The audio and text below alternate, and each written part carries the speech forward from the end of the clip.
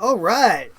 Welcome to the show, everybody. Welcome back to Sledgehammer TV. This is the Sledgehammer Wrestling Show Raw Review. What's up, Ronnie? Welcome, everybody, back to the show. Raw was tonight, and for the first time in a long time, we finished Monday Night Raw. Or at least I finished Monday Night Raw with that feeling of, holy shit, that was awesome. Samoa Joe finally making his big screen roster debut. We got a subscriber coming in. Thank you very much. New subscriber alert. Anita Bensley just subscribed. What's up, Anita? Thank you for subscribing to the channel. As you see, her name pops up over here. If you are new to the channel and you have not subscribed, please do so right now. Steve from the Wrestling Ramble has just checked in. What's up, Steve? What were you guys thinking of Raw tonight? I want to know what you were thinking, but we need to take a moment right now just to recognize the greatness of Triple H. Triple H has by far been my favorite wrestler of all time. He always has been. He's never been eclipsed by anybody. I've loved CM Punk. I love Daniel Bryan. I love a lot of the current guys, but let us all agree that Triple H is the greatest promo man in wrestling. Do you think somebody wrote that shit for him? Do you think so? I don't fucking think so. He knew what he had to say. He knew what he had to get out there. And he did it. He didn't have a script to go from. He was absolutely amazing. The chills on my body just listening to his words. He pinpointed it perfectly. Everybody's asking Triple H, why aren't you coming out? Why has he had no response? Why didn't he explain to us what's been going on? He gave us the perfect reason tonight. It may have been a little bit of a bitch type of reason. You know, I didn't come out because my wife asked me to. You know, most of us who are married, you know that that's a lot of the times the reason why we do things is because your wife has asked you to do so. At least if you're a good husband, you try to do these things. But, you know, that reason pushed aside. He's a corporate guy. He's trying to be the creator. How fantastic was that line? I am the creator. We heard it last after Saturday's NXT. If you watch the .com exclusive interviews and stuff, he said, now you're going to meet the Destroyer. And at least in my opinion, I thought he was referencing himself. And even throughout this promo, as he got more and more intense, more and more angry, I was sure Triple H was referring to himself when he ripped that tie right off. And you seen the anger and the intensity in his face. It was amazing. And for Seth Rollins to come out and get all jacked up and come running to the ring, I was so invested in every single word Triple H had to say. I was so entranced by his words that I forgot any possibility of anybody coming out to stop Seth Rollins from getting in that ring. Which is absolutely what we've seen in the form of the former NXT champion Samoa Joe. We were all complaining last night, where was Samoa Joe? Why wasn't Samoa Joe in the Royal Rumble? Because hindsight being 2020, they were saving Samoa Joe for something much, much more impactful. And you couldn't have gone wrong. It's the first time this year and in the last calendar year, if you want to go back a whole 365 days, that I ended Monday Night Raw in a good mood. And we are fast on the road to WrestleMania. And Raw as a show overall was not great. It had its moments. But it still suffers from all the same things that we complain about on Monday Night Raw every single day. Or every single Monday night when we're here doing this thing. Let me know what you guys thought. of the rest of the show. I want to know. We're going to get through the breakdown, so suck it up, buttercups. It's time to get into the review. And I want to do a little bit right now. Because when we're talking about Raw, we had a segment on Raw where we saw the Beast Brock Lesnar, and Paul Heyman came out and did his Paul Heyman thing, as he so awesomely does. But his bit was kind of funny to me, because Monday Night Raw has a legacy. Just like Brock Lesnar has a legacy. And every great person, as Paul Heyman says, has that one person. And in the case of Raw, there are many. And they're not so much as competition as they are just issues. You know, Monday Night Raw has a legacy of creating superstars that we want to see, that the fans get behind. Yeah, but Roman Reigns. Kevin Owens is one of the best guys on the mic. He may not have the body of a champion, but he fights like a champion. He's a prize fighter. He's got a great gimmick. Yeah, but Roman Reigns. AJ Styles. We can even do it on the other show for SmackDown. AJ Styles, greatest wrestler on the planet. Nobody better. Yeah, but John Cena. Pfft, what more do you have to say? Yeah, but John Cena. So he's going to win. And that's what we got last night. Little bit of a tangent. Yeah, but we're going to try to add that in every time we can tonight. Tonight we got the real Samoa Joe, not Joe the Schmo. Although we did get him. He had his impact. He had to be there. It wasn't anything I was anticipating to see from him. With what Roman Reigns did last night, I was hoping for an encounter with The Undertaker tonight, or to actually let him make the heel turn, but they didn't. They're not, I don't think they're pulling the trigger on it. They're going to let him just go. He's just going to go with this. Are you absolutely out of your minds? I mean, you think just because he's doing this, when he's standing there now, that makes him a bad guy?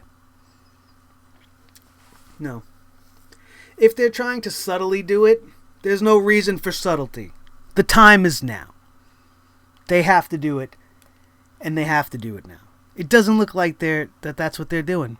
Unless he's just going to be silent, which I could deal with that. He could be, and should be, the number one heel right now. But that's not... Oh, yeah, but... Vince McMahon doesn't see it that way. Vince McMahon sees him as his new John Cena. And he's forgetting that John Cena started out getting booed because of his clean-cut, wholesome, ruthless aggression. And he changed into the brash, arrogant MC rap guy, hip-hop Cena. Tore the fans a new asshole each and every time he could on the mic, knowing that he was trying the best he could and that they just weren't appreciating him for what he was. And he became a megastar. You have the recipe for him to be one of the best, and you're refusing to use it. It would be like making the perfect cheeseburger. You've got all the ingredients on this cheeseburger. You've got a lot of meat, a lot of real strong meat on this guy.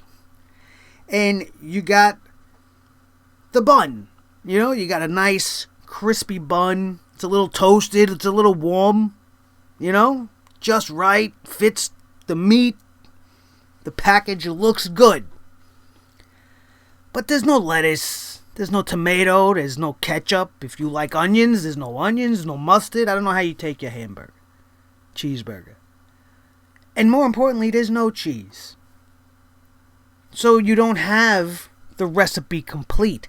Because what you have is a guy who's getting resistance from the crowd for the last 3 years. Your refusal to change his image, his music, his everything is making him stale, like that plain old regular hamburger that you got on the bun. You don't want to enjoy this burger. You don't even want to try to taste it because it don't appeal to all your senses. It's not going to be what you're looking for. And that's what's happening with Roman Reigns. Roman Reigns is a burger you need. As Ronnie said, we got to put some mayonnaise on that burger. And the best way to slab him with mayo, as gross of an image as that is in my fucking head, is to make him turn bad. Change his seasoning. Let him go. And the most important thing they could do, which is the biggest problem that I have come across, and once again, I got my notes here, and we're gonna we have them as a guide, but we're gonna stray back and forth. It's just the promos and the entertainment part of wrestling is just too scripted. Everybody throughout the entire night, even the interaction between Seth and Stephanie, scripted. She had some great lines. Somebody wrote those lines for her. You cannot tell me, I don't care who her father is, what her bloodline is, you cannot tell me. Let me just find the line here. Here it is, because I wrote it down.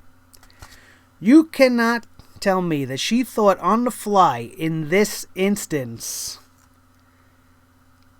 She says to Seth Rollins, you keep trying to play the game and you will be the architect of your own destruction. That was written. That was written by a writer. Somebody who likes to be descriptive and use adjectives and verbs and all the proper words that you use in the English language. She couldn't come up with that on her own.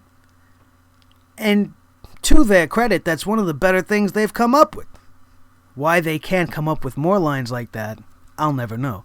But Stephanie McMahon also is seasoned as a television actress. She's not great at it, but she knows her job, and she's been doing it long enough to,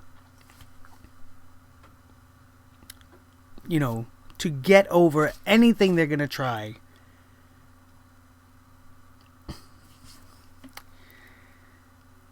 The rapping, no.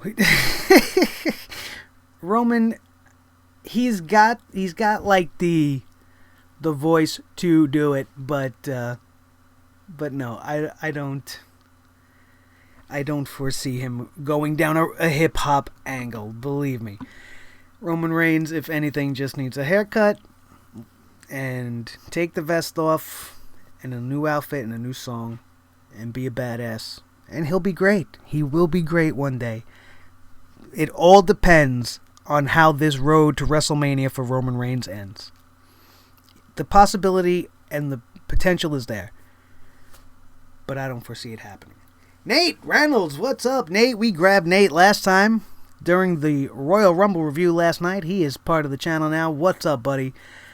I'm never really crazy about seeing Stephanie McMahon on the screen anymore, but I too did enjoy her shirt. It was very nice. She's not one who is known to be showing a lot of cleavage and to be dressing very sexy. So, I don't mind seeing a little boobs. Who does?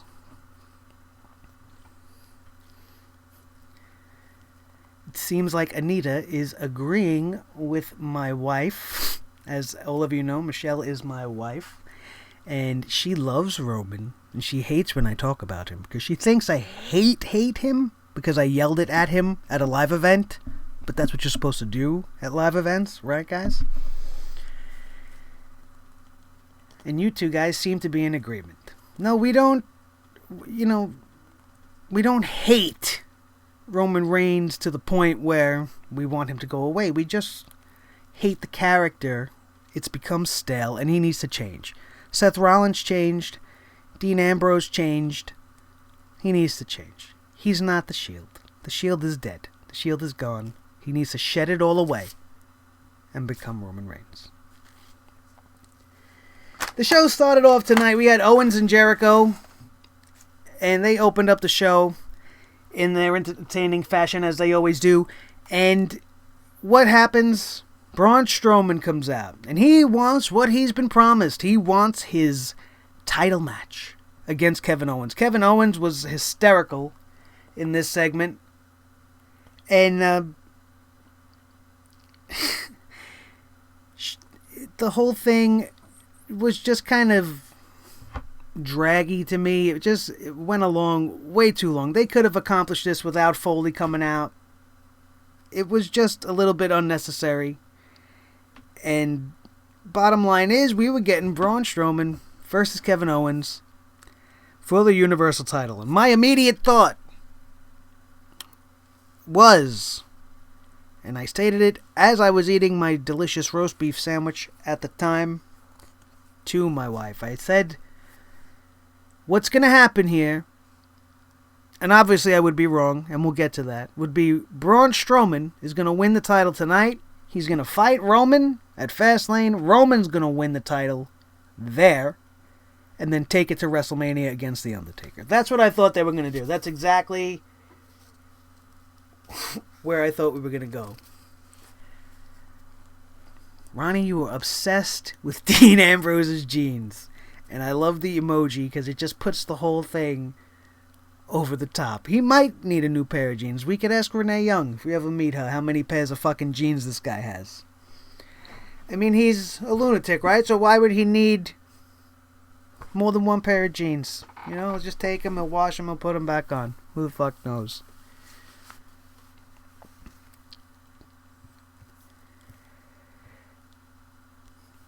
After this interaction and the making of the Braun Strowman match, we had Chris Jericho and Sami Zayn in a very, very good match for Monday Night Raw. It suffered again from a terrible commentary of Michael Cole and Byron Saxton, and it suffered again from a commercial break in between, where I'm sure we missed some really good stuff because Sami and Chris were blowing it up. It was a great match.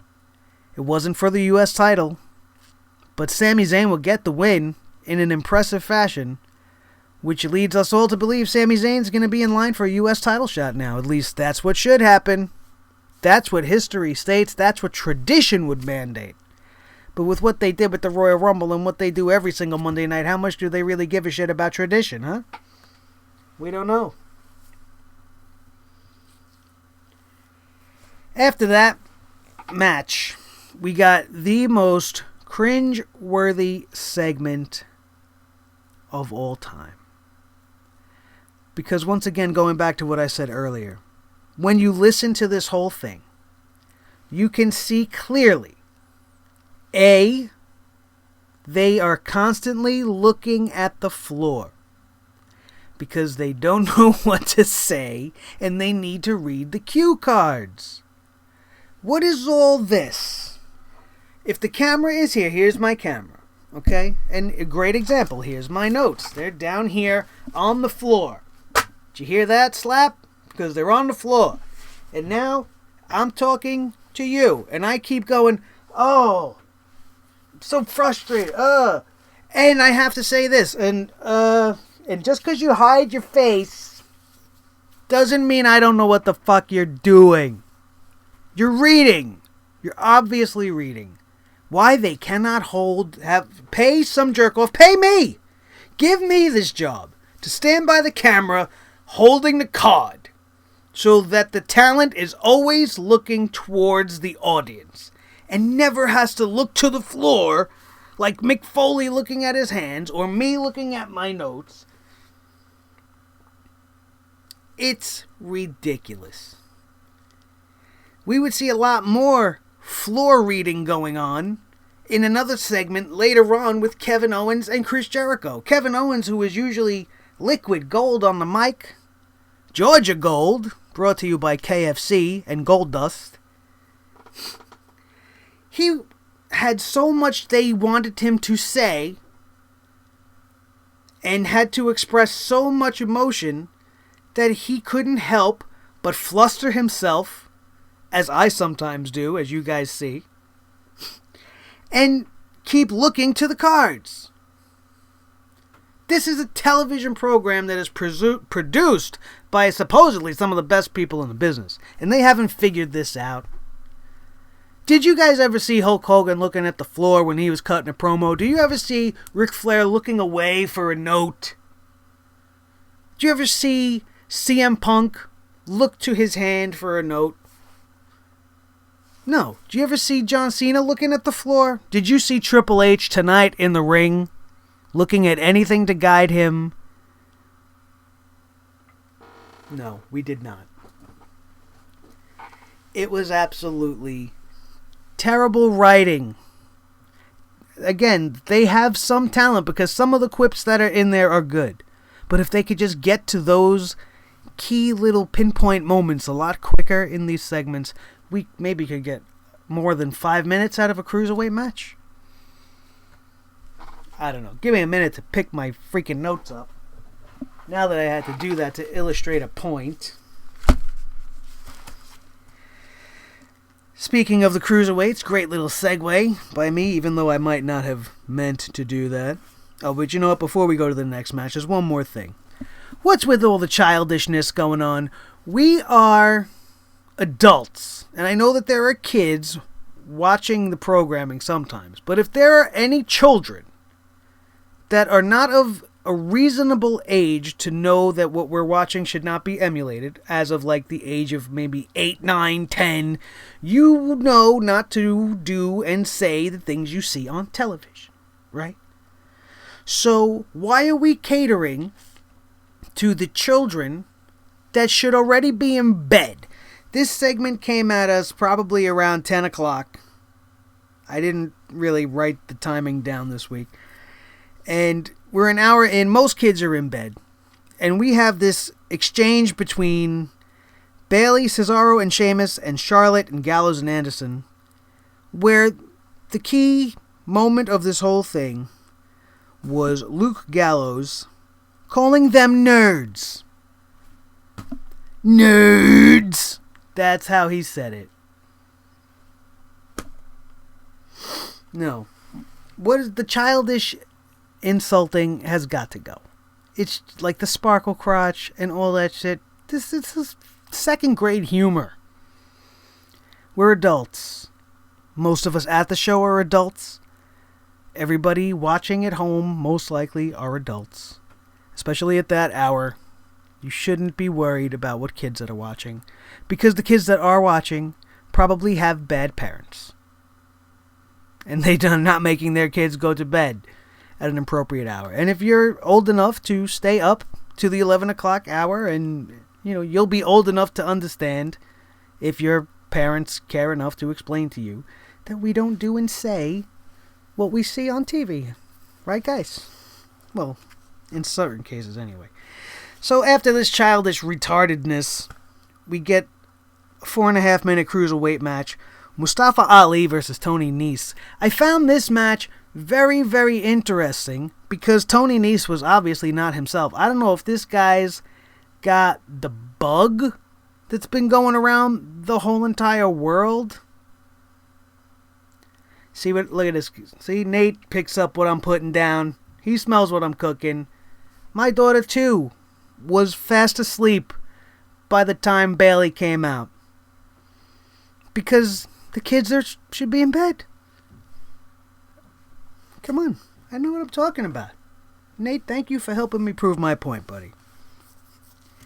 But back to what I was saying. Tony Nese, man. I love Tony Nese. He's a great guy. He's a great, great talent in the ring. Every time I see him, I'm usually impressed. He shows some type of physical feat of strength that would drop your jaws to the floor. Absolutely great cruiserweight. Fantastic talent. And he was just not himself tonight. He just looked like he was walking around the ring and didn't know what to do. And this might be because they're handcuffing the cruiserweights as usual, and they're not allowed to really go full octane because they don't want them upstaging the other guys. So maybe he truly was at a place where he wasn't really sure what to do. Every time he hit Ali with a move, he would stand there and pose and then just kind of slowly walk around and stare at the crowd and jerk off in the ring and do nothing. I don't know what his problem was. I thought for sure, the way he was reacting, that he was going to end up losing his match, but he did not. He ended up beating Mustafa Ali with a vicious fucking exposed knee to the face. It looked terrible. I wouldn't have wanted to take that shot. Mustafa Ali, quick note on him, this guy flipped his way through this match. Hey asshole, get a flip. Over and over and over again. That's all this guy did. He was a flip spot monkey. What's so impressive about that? We see many guys do flips. Every time he got in and out of the ring, flip, flip. I mean, come on, you got to be more to you than flips and that one nice little off the top rope move that he does, which he did not get to do tonight because Tony Nese kneed his ass in the face and ends up picking up the win. I'm a big fan of Tony Nese. I don't know what was wrong with him tonight. If you think I'm wrong, let me know. I feel like he was offbeat tonight, at least for him. Then we had the Seth Rollins and Stephanie stuff, which we talked about a little before. And my whole thing throughout the segment was if Triple H doesn't come out, this whole thing is pointless. No, I cannot do a flip. I can do a cartwheel. And I got a pretty sweet roundhouse kick. But, I'm getting a little up there that I can't get the angle on the kick like I used to. I tried it the other day and it didn't go that well. I didn't hurt myself, but I didn't hurt anybody else either, so that's good. Except my pride was hurt just a little bit. But it's fine. It's still as beautiful as it could possibly be. I can do a cartwheel, maybe a little tumble salt. I cannot do a full-on flip, which is why I am not a professional wrestler, although I am on the inside.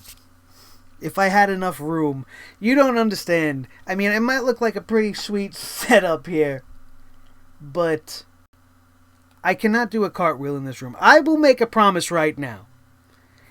If we could get this channel to 100 subscribers by the end of February, I will find a way to do a fucking cartwheel on screen for you. That's a promise. You could write that in a book, and we got it right here. It's live. It's live on YouTube. I make that promise to you. 100 subscribers, I will give you a cartwheel live on the air. Until then, you're gonna have to keep it in your pants, Ronnie. Sorry, buddy.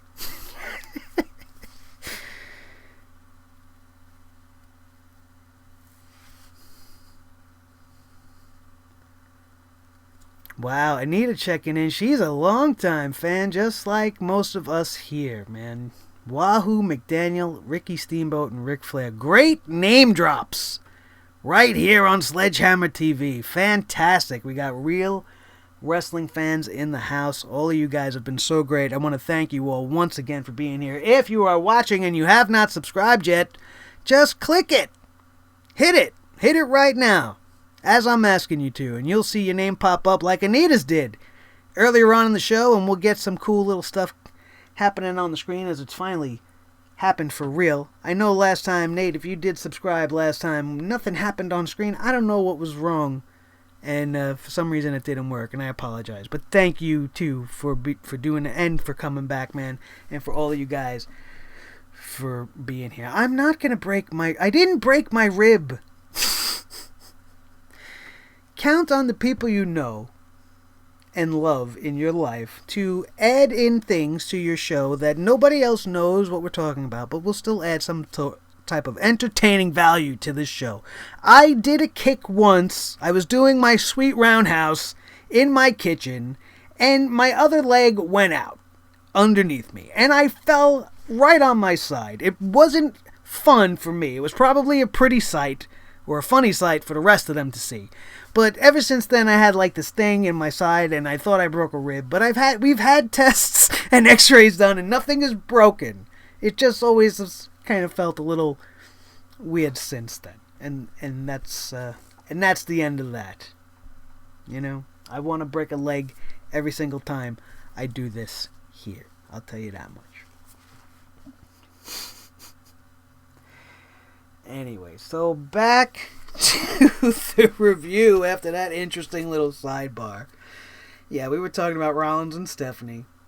And we covered that at the beginning, so we're not really going to go over that all over again. We know how we all stand on that. Many of you guys, as most of us right now, we just want Stephanie to go away. I didn't mind Stephanie back in the day as much as she's bothering me now. I thought she would just be a figurehead and not be on TV so much, but I should have known better because what's her last name? Meek Mahan. And she needs to be deleted from Monday Night Raw. This next intergender match, now it's bad enough that the promo segment on it was terrible. But this 3-on-3 match was absolute garbage. So much so that I don't even want to talk about it. And we're just going to go right past it. It was the most useless waste of wrestling ring that I've seen in a long time. It was just completely pointless. There was one point that I actually did like Stephanie and Mick Foley tonight, and that was that segment in the back where Mick Foley apparently grew his balls back. Just a little bit, because Stephanie has historically been berating him lately. Question coming to me from Ronnie. Who would you replace Stephanie with for commissioner? I wouldn't have a commissioner.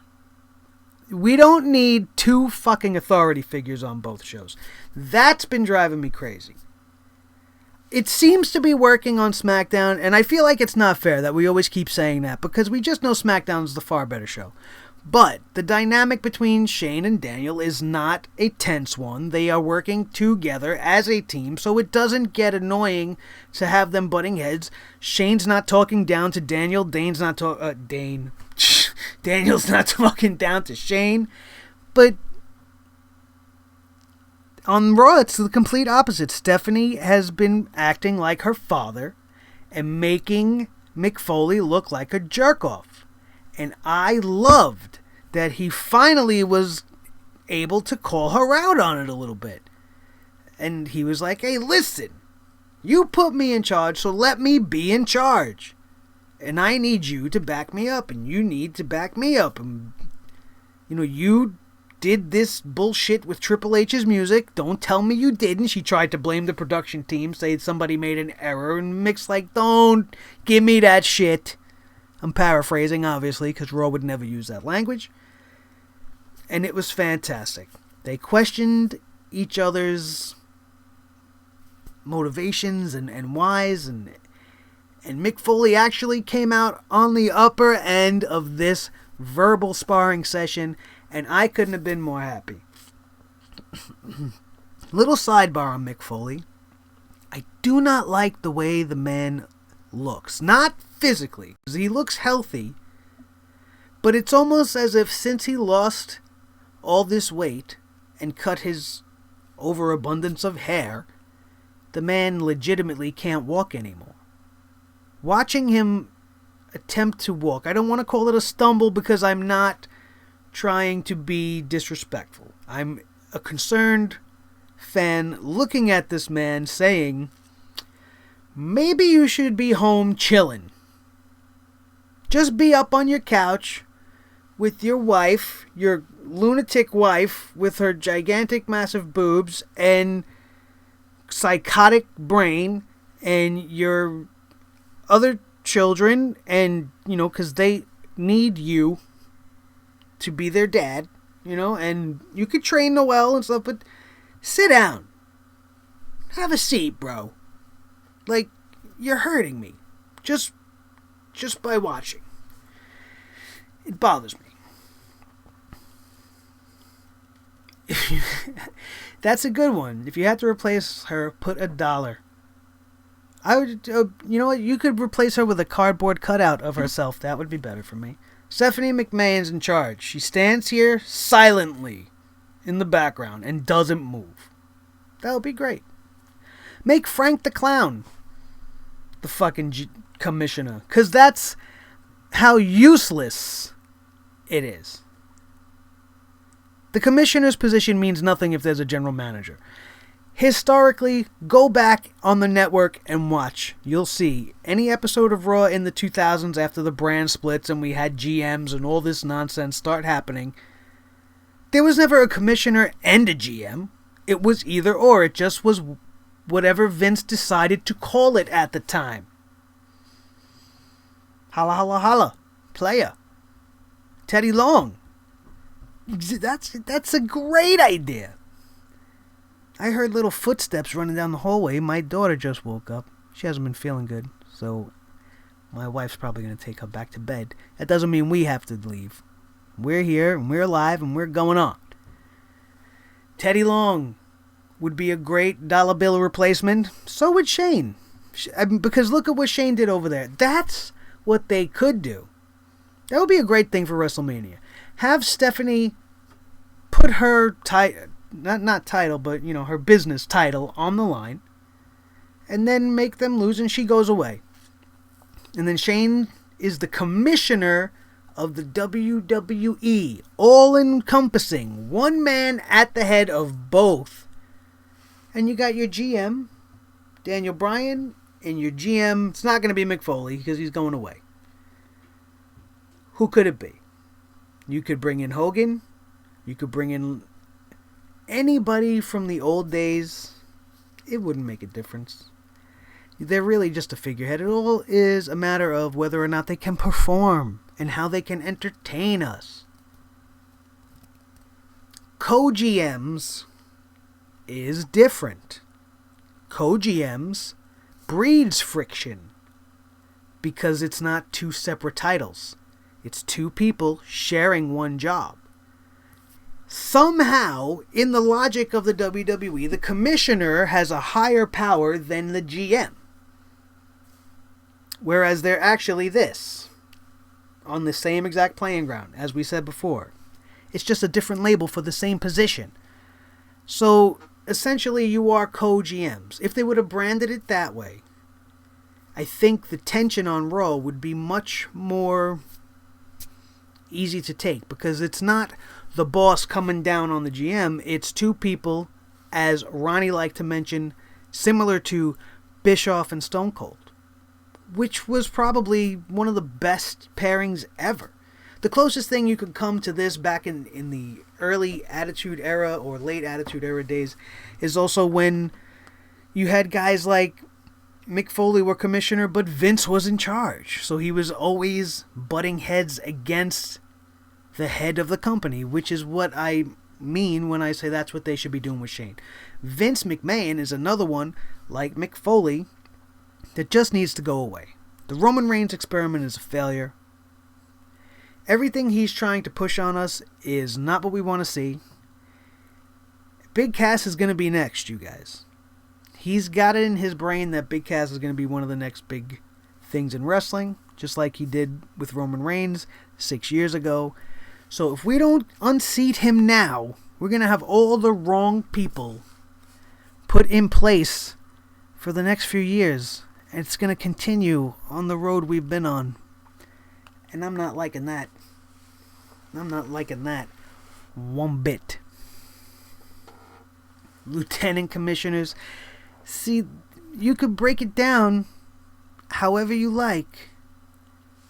The bottom line being one figurehead, one commissioner or GM on both shows.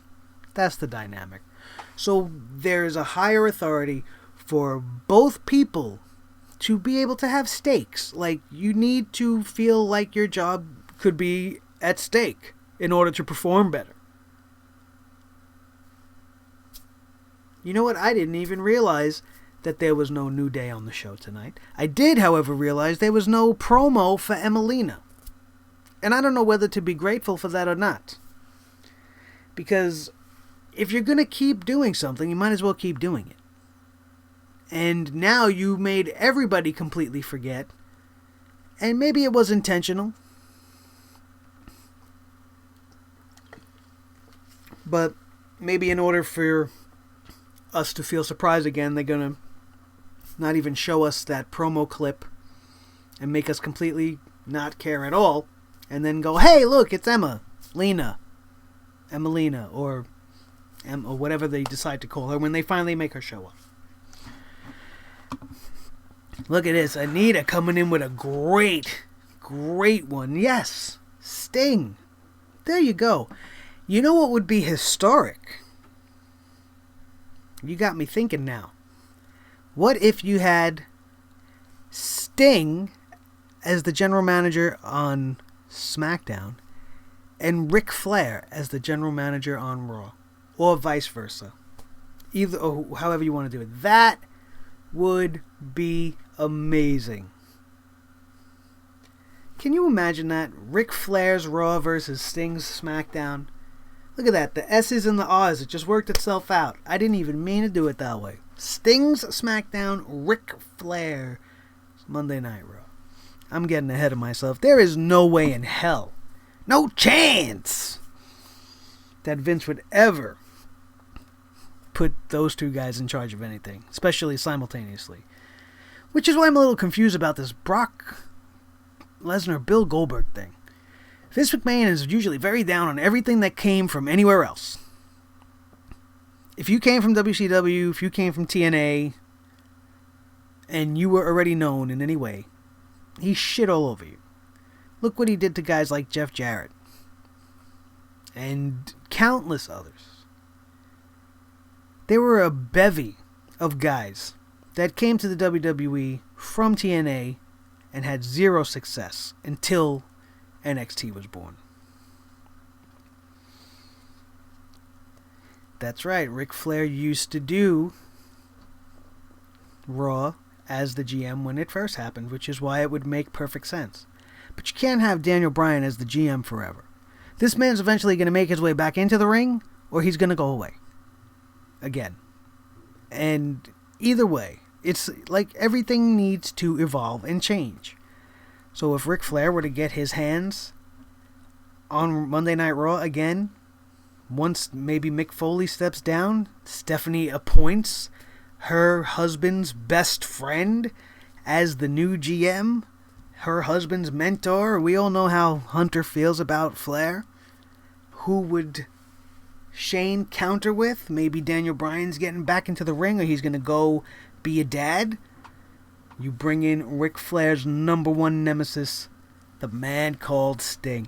We just booked something way more amazing, just like we did on the Royal Rumble show last night. So I'm proving to be consistent.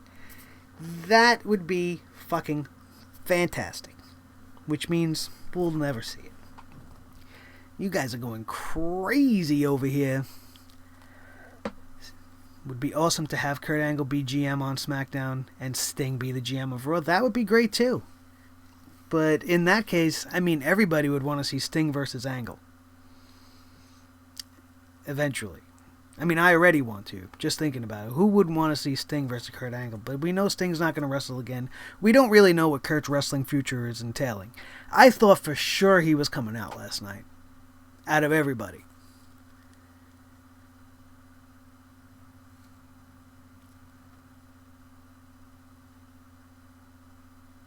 They did already have him. I remember that. Angle was temporarily the GM on SmackDown for a while, but that was when SmackDown was just fucking absolute trash heap TV. They didn't care at all about that show. That's when they viewed it as like the D show. They only had 2 shows, but that show didn't even make B show level. Even though it had guys like Kurt and Taker and Edge and Christian, like, SmackDown was just, nobody watched it back in the day. I mean, we watched it because we were diehard true fans. But, you know, like the masses, nobody really cared. Did you ever see anybody wearing a SmackDown t-shirt? No, but everybody had a Raw shirt.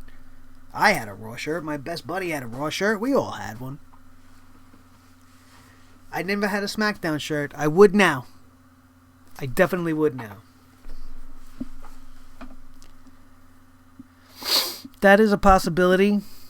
I think it won't be a surprise return, though, Steve, because Angle will be back after WrestleMania. I believe he's going to come out the Raw after WrestleMania. He's going to be inducted into the Hall of Fame that weekend. He's going to come out and be like, listen, I ain't going anywhere. And I'm going to be the first active Hall of Famer since Ric Flair to be actually full-time, or part-time at least, on the roster, while being a Hall of Famer. And I don't see why not. They could give him a little bit lighter of a schedule like they're doing with most of these other part-timers, and we'd get a lot more matches out of him. All I want is to see Kurt Angle wrestle in the WWE again. I actually wasn't ready for him to be in the Hall of Fame. I don't think even internally he's ready for it. Because we all know what that kind of means, that it's kind of done for you. And that your role is to come in and be a legend as needed. Possibly get in the ring, but your whole meaning in life will now be every time you show up for the fans to yell one more match. Like they do to everybody else.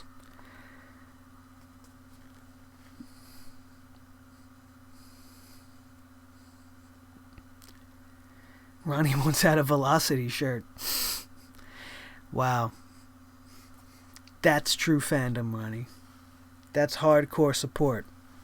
I never had a Velocity shirt. I had lots of shirts, believe me. But I never really had lots of like generic WWE or like show shirts. I had superstar shirts. If I liked the person, I bought their stuff. I didn't like to feed the machine, so to speak, and I don't buy like WWE hats. You know, I'll buy characters stuff, which I know it still goes to the WWE. I'm not stupid, but I want to support my guy. I want a portion of whatever I give them to go to the person that I enjoy, not just to all go in the pockets of the McMahons and the fucking global domination of the WWE. Yeah, but that's what you say, and then you buy everything. Yeah, I know. And now I'm buying everything for my kid, because she loves wrestling.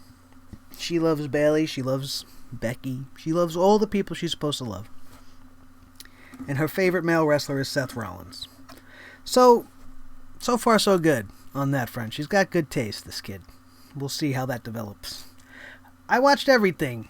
Apparently just like you, Ronnie. I watched Velocity. I watched Shotgun Saturday night when that was a thing. I watched ECW late at night on Madison Square Garden television, because I was fortunate enough to have cable. I watched, what was that stupid show? Heat? What was the other one? Yeah, it was Velocity and Sunday Night Heat. You guys got to remember these. Let's name some other ones. What are some of the other shows we watched, you guys? Hit me up in the chat room, because I'm drawing a little bit of blank. The obvious ones are there. Saturday Night's Main Event, WWE Superstars on Saturday morning. But there was some other shows in between, I believe, that they did. Like, did you guys really watch Thunder? I didn't watch WCW Thunder too much, but I did have them all. I had ESPN when I was growing up, so I was fortunate enough to be able to catch the AWA and all of Vern Gagne's stuff over that way, so I was spoiled, man, with wrestling. It was great. Smoky Mountain Wrestling, home of the Rock and Roll Express, Jim Cornette, greats like Jake the Snake all passed through Smoky Mountain. WCW Worldwide, Saturday nights. TBS, fantastic. Oh yeah, buddy, ECW used to air at about 2:30 in the morning on MSG Network. It was very hard to find, but once I found it, if I didn't have my VCR set to tape it, I was watching.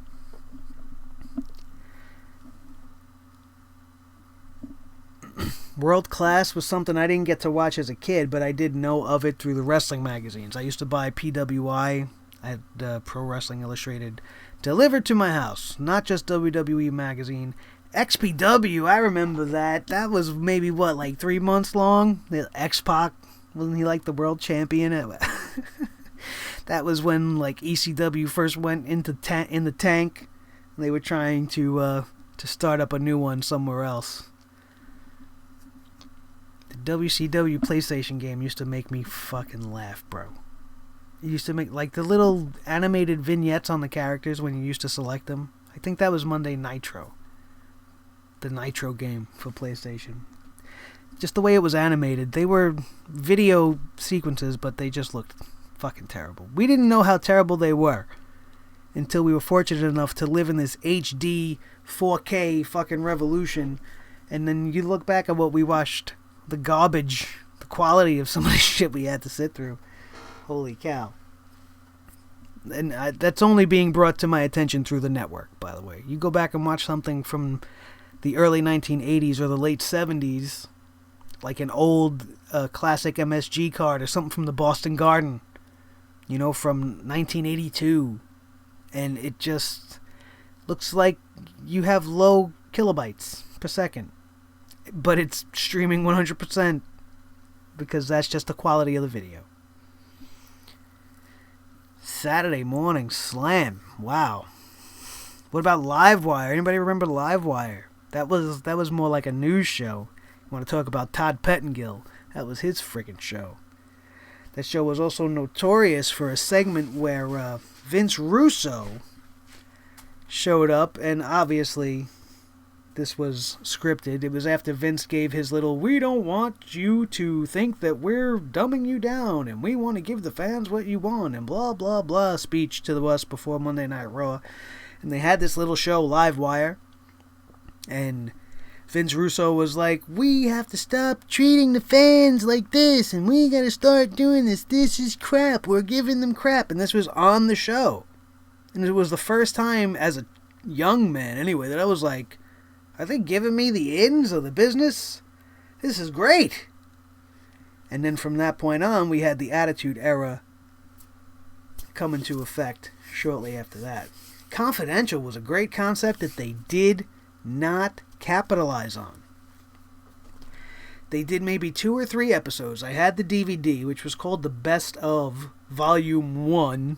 That's another thing Vince and company likes to do. They like to release Volume 1 of things and never release another volume of it.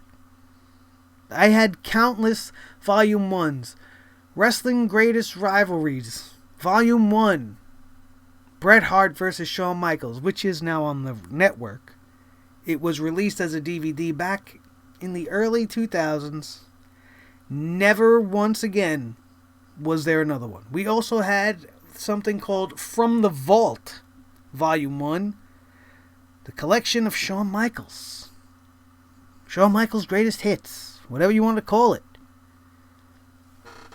Never had a Volume 2. Nobody else, I guess, was good enough to be pulled out of the vault. The fuck?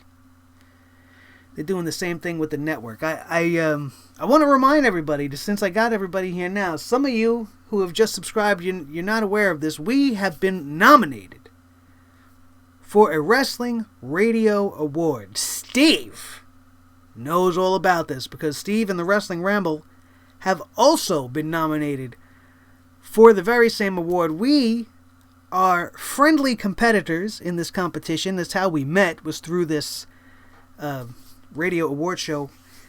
And I want to remind everybody, tomorrow the award show is going to air. Now, I'm not sure exactly on the details, and if you are interested, I am going to tweet anything I find. So follow me on Twitter if you have not already. Nick Nightmare, NICNIGHTMARE. There's no K in the middle. There's no space. That's how you do it. At Nick Nightmare. Follow me there, and you'll be able to watch live. I think it's going to be streamed on the internet somewhere, maybe at their website. I don't know. And I'm not sure, because you guys are all different time zones. If you're on the East Coast like me and Ronnie, we're on the Eastern time, so if it's like 11 o'clock here, it might be like 8 o'clock over where Steve is, because Steve's from Wisconsin. I'm sorry for the Packers, not for Wisconsin.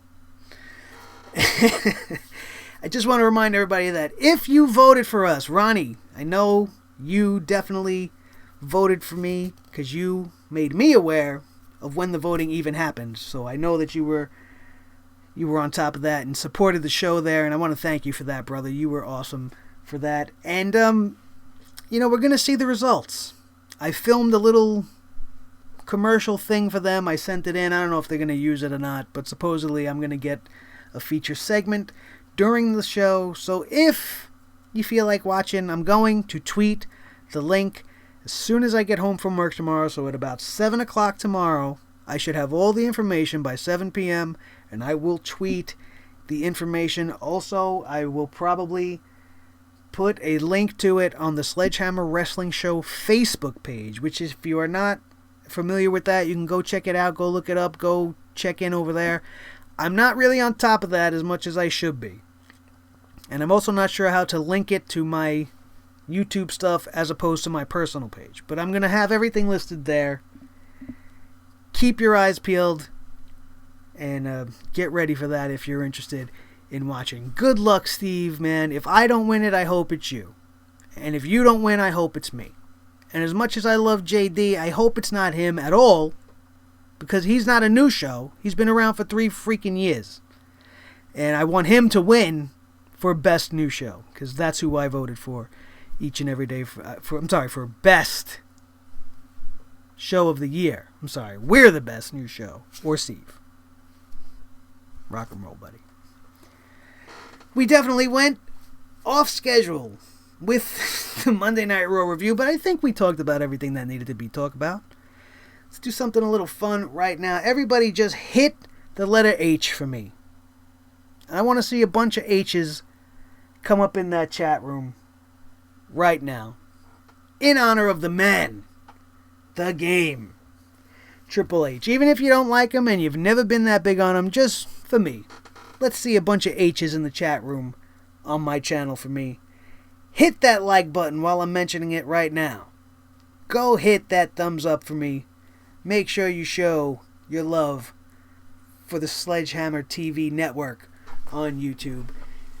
And we're going to wrap it up on that note. It's late, because Monday's always late, and I hate having to go on so damn late and stay so long as we do. But once we get rocking over here on the channel, it's always so much fun that I almost don't want to stop, because you guys make me have a great fucking time, and you playing with me in the chat room, and everybody's seeing it. You're seeing it for yourself. You can watch your screen instead of always having your eyes on the chat room. I like everything's working tonight. This was a fantastic show. We talked about some real cool wrestling stuff other than Monday Night Raw, which is always a great thing to do, because Raw, as I said, as a whole was not that great. We had one fucking godly fantastic moment at the end of the night. We had one good match on the whole entire show, which happened at the beginning of the night, and that's about it. Otherwise, everything else is pretty much still the same. So, thank you guys so much for being here. I am Nick Nightmare. Anita Bensley, thank you so much for being our new subscriber of the night. Being a good part of the show. Thank you for your insight. You are always welcome right here on the Sledgehammer Wrestling Show. This is Blue the Snowball Microphone, if I didn't already say that. I'm tired. And it's time to go. And I got to get up for work in the morning. I love you guys so much. We will be back here tomorrow night with the SmackDown review live after SmackDown. And until then, like Nate pointed out, let's all dream of Stephanie's mesh top, because that's the only part of her that I ever want to see. Have a good night, you guys. Rock and roll. I'll see you next time.